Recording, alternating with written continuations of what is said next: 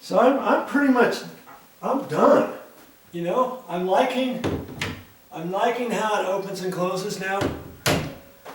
And, oh, way easier. And like I was saying, if you have not watched that video where I fixed these door handles, you might want to watch that. Because that was an important step for this whole entire assembly. Okay, I go into detail how I fixed that. I had to run to the store and get some screws and some little nuts, and had I not had those, I wouldn't have been able to fix it. Okay, and I'm not going to sugarcoat this. I started this job at 2 o'clock, about 2 o'clock, it's 5 o'clock now, and that includes running to the store, that includes making a video. Had I not been making a video, I wouldn't be sitting here. It wouldn't have taken me as long, okay? But I am very happy with the results here, okay? Nice, easy. That I can open and close this door nice, with hardly any effort now. I don't have to jerk this thing. I don't have to worry about the handle falling off as it was before. It's very easy now. I can tell my wife I got it fixed. I can tell her, hey, at the first sign, 3 months from now, 4 months from now, if this door starts getting a little bit harder to open and close, it's going to be because that top thing's starting to unscrew out again.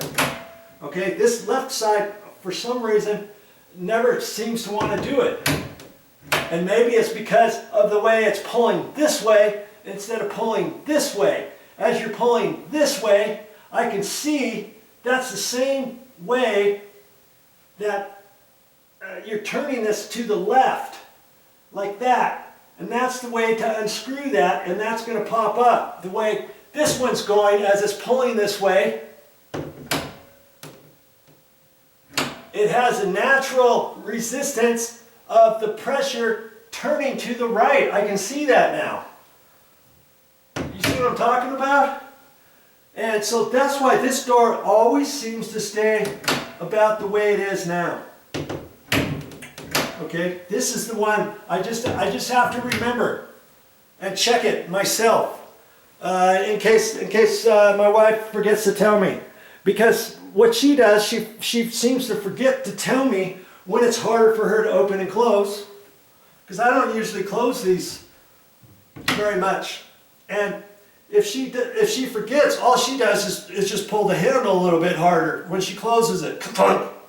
And then I should be aware, oh, okay, I'm at the point now, I'm going to have to remind myself, I'm at the point where if she's having a hard time closing it, and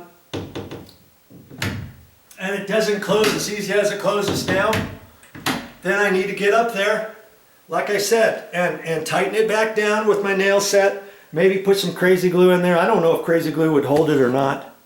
It might deter it from coming out. Crazy glue gel, let's say. Maybe something like that around the edge of that. But then that might mess things up for later too.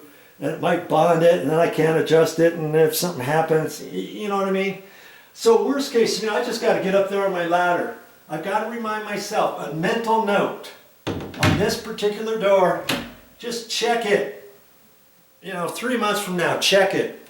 I could even put a reminder on my phone if I really wanted to. Or, you know, I just have to be aware of it, that's all. Okay? So, there you go. And like I was telling you before, I'm gonna do a once over. I'm gonna get some simple green out, and I'm gonna kind of wipe around the door handles on both sides, and then I'm gonna put my tools away and put all my stuff away, get the vacuum out, vacuum it, and make it look like I was never there. That's what I would do. That's what I'm going to do. Okay, and that's how you should leave any project you ever do. Any project, I'm telling you, just clean up after yourself, and when you're done, you know you're done. When you tell somebody you're done, they don't have to worry about, oh yeah, he's probably made another mess. VideoJoe's been here. He says it's done, and here all this stuff is all over the place, and the door's marked up because he wasn't paying attention, and his grubby paws were on the door over here and down there and up there, and all that. Okay, yeah, Video Joe, yeah, you've done swell, man. Thanks so much for helping. And you got the job done, but you didn't clean up. And the last thing people remember is, oh yeah, that's the guy who never cleans up after himself. He always leaves a mess, and he never vacuums the floor. When he gets done, he doesn't wipe the counters off. He's not aware of where he's putting his tools. Instead of putting the tools down here, he's got them on the counter, and then he pulls them off the counter and scratches. I've seen the scratch right there where he had his hammer, for Pete's sake. And then I look down there and it's all grubby and stuff. I got to wipe that all down, okay? Just, you know, do a good job and finish right. Okay, well that took some doing, and I'm glad it's all done. I can mark that off my list. Well, that's all I got for this time. But I'll be back with more videos, and I hope as I can that you're learning as you're watching. Anytime I do a video, I have no idea exactly what I'm going to say, so you always want to watch the entire video, because you never know what I'm going to say next. It could be that one thing that you were missing that prevented you from turning a light bulb on. Oh, wasn't that good? I showed you on this particular video how to adjust that ball and socket, and how to make it fit nice and snug, and how to loosen it up. In my case, I needed to loosen this side up. And if you watch that other video, hopefully you get a chance to, you'll see how I fixed these door handles. This one had gotten ripped off.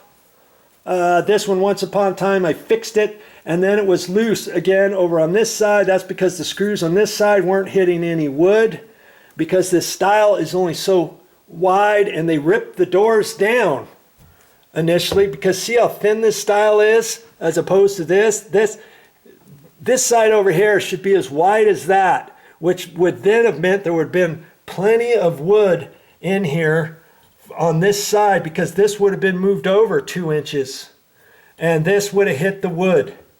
You see what I mean? As it was, it wasn't. So this screw on this side and on the other side over there were only screwed in to the thin door slab. See how thick the slab is of the actual door is from there over, maybe 1/8 of an inch, and your screw was only going into that, and that's not even real wood. It's like press board. Okay, it paints up really good. And I showed you on that other video how to fix all that, and that was all because it was hard to open and close this particular door. Okay, so now I've got this tight, I've got that tight, I've got the ball and socket adjusted on both of these, and I know what to do next time if this door ever gets hard to open again.